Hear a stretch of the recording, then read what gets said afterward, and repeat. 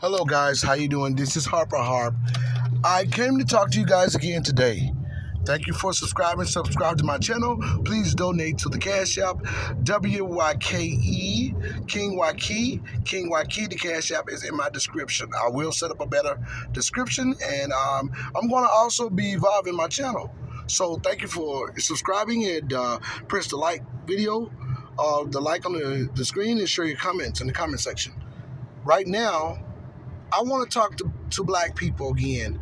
And right now, I want to talk about the Texas massacre over here, where the little Hispanic guy wanted to go on a shooting rampage against his own kind, his own people, because of whatever damaged intellect that he has. But not only that, being allowed to, a person with white skin, with a white ideology, and these guys, they do think they're white, and they are white. They're listed as white Hispanics in the United States. And if you listen at the little kids talking when they do the interview, these little kids are articulating like white kids. Not to say black kids are not smart, but the language and the rhythm, it's the person of a white person in the United States. And they are not even, a lot of them largely are not even legal, and some are, but they're not from here. And their kids are being raised up to be white people in the United States. This is very methodical. Now, this talk right here is going to get more descriptive in terms of why I'm really here and what to say. There's a Twitter space I want to talk about where you see these groups of people that are Hispanic with an ideology of an anti-black ideology. We know they're anti-black, but we look at them in the Twitter space making light and fun of the black people who were shot and killed by this massacre in Buffalo, New York, right before this happened. And these are Hispanic people. Now, we know the code of conduct among group is important. We know it's very real and relevant. It's who they are, is what they believe and how they think. Not all, we're not going to say all people are alike. All black people are not alike. No, all people in one group can be alike, but for the most part, there's a culture of conduct. And there was one of the parents of this children who was shot by this massacre. God forbid it. Bless those little children and the families. But we want to talk about what's happening in the process of these things that black people need to be aware of. One of the parents in there on social media agreeing with the death of George Floyd and talking about Trayvon Martin and agreeing with George Zimmerman. When our children and our people have been wrongfully harmed and killed at the hands of law enforcement or any citizen, these people feel that they are going harmed. Now, the universe is speaking. They're not safe from their own kind. They don't even understand truly what white supremacy is, but they practice it. And it's a very danger for them to practice it because it's going to be against themselves. White supremacy, their numbers are depleting. That 400-year mark passed over a year ago. We are organizing. We are a people that is going to be in power, and that's already coming to that place. We are in the wake of an empowerment proximity. So we need to understand that, and they need to understand that, because when you look at this largely, black people understanding and developing the code of conduct is all we need in terms of overcoming, so that we understand how not to be a target against ourselves and how not to be used as pawns when they say, oh, I'm sorry, without saying it. We need you now. You have been the blueprint to my success as a descendant of slavery, a black person. But when something go wrong with you or happen to you, I have been the sole aggressor to your hardship. Any kind of white person, whether you're white Hispanic, white Asian, Irish, And Irish, a lot of us, we got Irish in our blood because of bedwenching and slavery.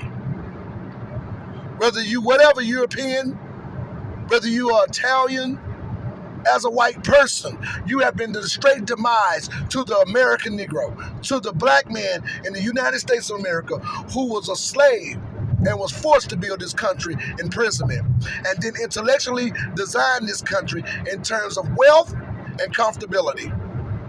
You have been a demise. And you can say you helped fight this and help fight that. There were abolitionists. Yes, it was. But if it wasn't for the slaves being allowed to fight in the Civil War, it would have never ended. The Union would have never won. And they still didn't, because slavery's still here.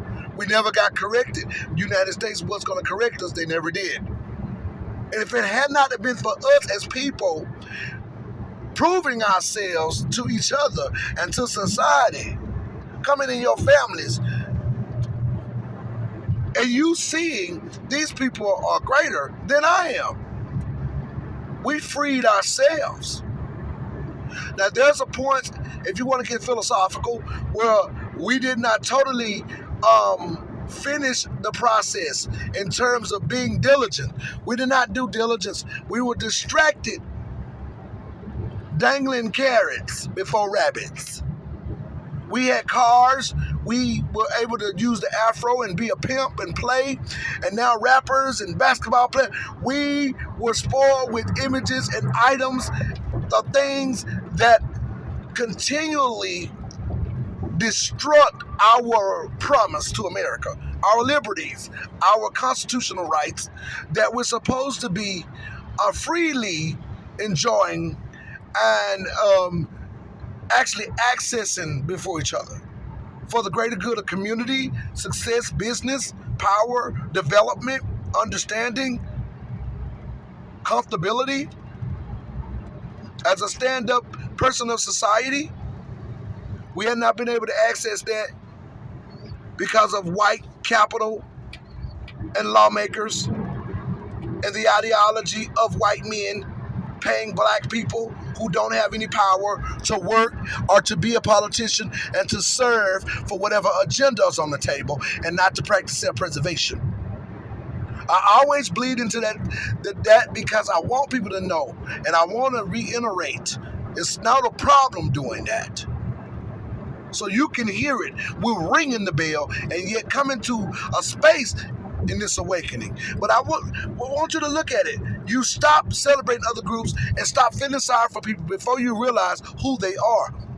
Because a lot of people studying the art of war, and they're looking at themselves to demise black people and say we're nothing to get rid of us and say we're nothing without really caring or understanding how we feel about it. As we continue dealing with the dysfunctional elements that white supremacy have forced and shoved upon us as a docile people with no power. And I'm not blaming them all. I'm also saying that we, as a black people, historically, throughout our battles in Jim Crow, stopped fighting because of fear tactics and because of those things that put before people, obstacles, to say, well, just go ahead and do this. Don't worry about your stuff. We're going to make some of you ritual icons. That is a Jedi mind trick, and now we see it. But I don't want you to get off the course of understanding who people are, getting in the media crying for people, and our icons standing in the midst of people who you know nothing about.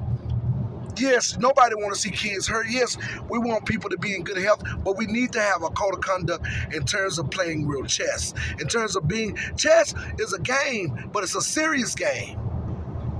Games have different dimensions to them. Some games are serious. It's not just fun.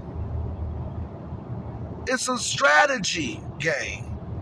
And life is full of strategy and choices. And you need to have the code of conduct to make the right decision in terms of how we move as people of leadership. Not necessarily of power, but of leadership. Thank you for joining me.